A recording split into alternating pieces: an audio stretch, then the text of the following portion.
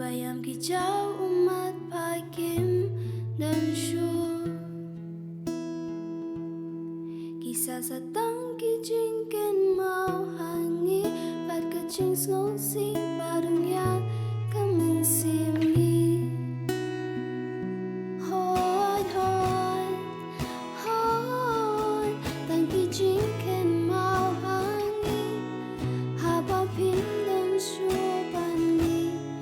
Ka min sim ka khoi ya phi Min ta ka yeng ru ka kin cha jar jar kum nie Ta ki jing ngô si ka tap hangi kum nie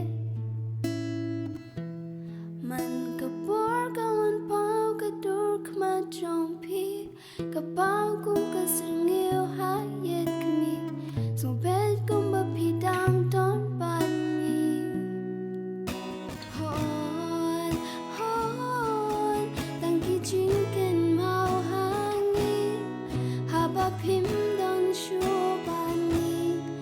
Ka min sim ka khoi ya phi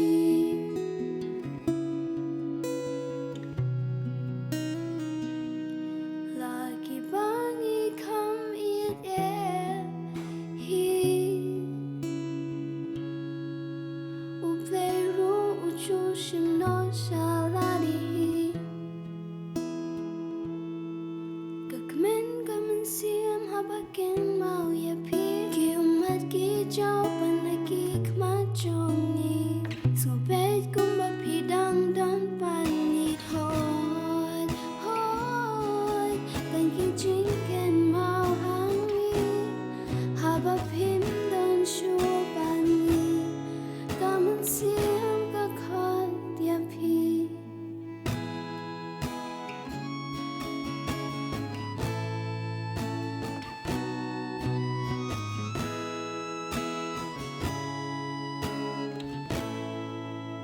Ki bala let kim ju an pai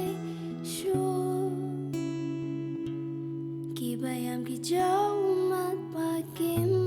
dan syur Kisah sa tang ki jing kynmaw hangi Bat ka jing ngô si ba dung ya ka min sim ni